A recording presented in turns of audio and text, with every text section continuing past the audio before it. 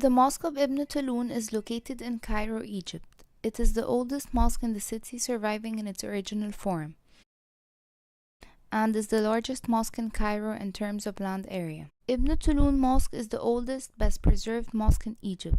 It is named after the Emir Ahmad ibn Tulun, a soldier among the troops of Samarra who was promoted to rule Egypt between 868 and 883 AD. Following the tradition of Muslim caliphs, the first work of Ibn Tulun was to establish a new capital known as Qata'a between Cairo and Fustot. In its center, he built a palace complex, a hippodrome, and a large mosque which became known by his name. According to the inscription found in the mosque, it was completed in May 879 CE.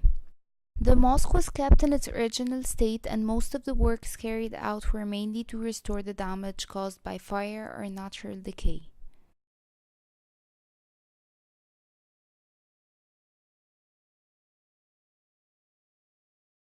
Historical sources indicate that the mosque witnessed the following changes. In 980, a fire consumed the fountain which was in the center of the mosque. In 1077, and according to an inscription, Al-Mustansir Billah restored one of the gates. 4 mihrabs made of plaster were added to the mosque. The first of these was in 1094. 2 belonged to the Fatimid dynasty, and a fourth was erected in the 13th century. In 1296, the Sultan Lajin restored the mosque and tiled its floor. The mosque has a square shape, 162 meters long, making it one of the largest mosques of Cairo. It consists of 3 main sections. The prayer hall is a rectangle of 6 aisles running parallel to the Qibla wall.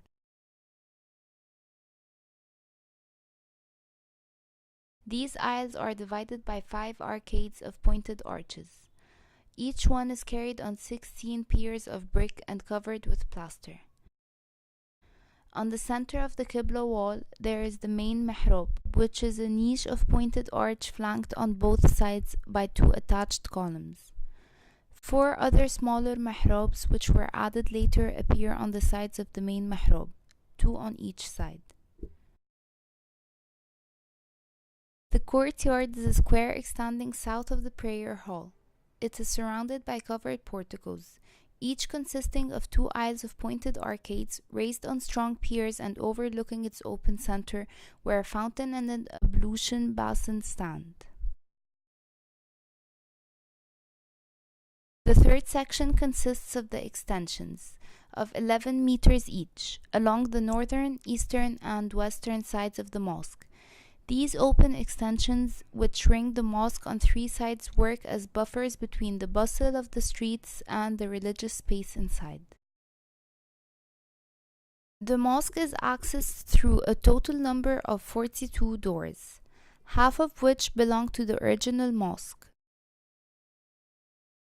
The minaret, in its famous spiral shape in the form of Malawiya of Samarra, was built outside the enclosure wall opposite the Qibla.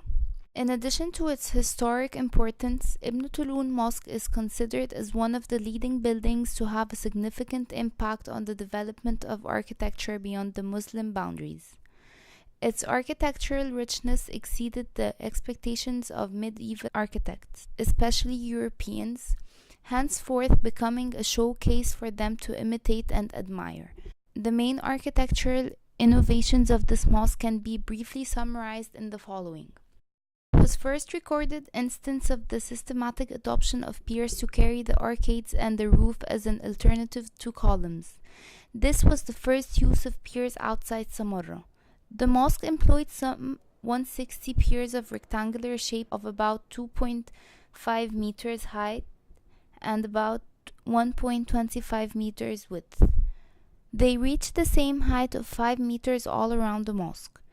Such a feature could not have been achieved by the use of columns, which varied greatly in height and size, and would have created problems in raising the arches to the same crown level. These piers were decorated at the corners with built-in columns made of brick and plaster. Above them and between their arches, a set of arched windows were open to reduce the pressure of the thrust and provide extra light and air. The other feature was the systematic use of pointed arches, which is regarded as the first recorded example, although the pointed arch appeared earlier in Abbasid architecture in Al-Khudair Palace in Iraq. However, the Mosque of Ibn Tulun remains the first building where the pointed arch was used constructively and systematically. This was at least 2.5 centuries before it was introduced to Europe. Calligraphy works took the form of decorative strips covering the wooden rail of higher sections on the walls. They also decorate the internal frames of windows and the area above the mihrab. The external walls of the mosque were crowned with curious ornamental battlements in the form of a chain of little human figures defending the roof. Ibn Tulun Mosque is a rare example where Europeans openly admitted its influence on the development of many features of their architecture. Elements such as the pointed arch, the pier, and wall battlements became the essential ingredients of Gothic architecture. This mosque should occupy a prime position in the list of historic and architectural achievements of Muslim civilization.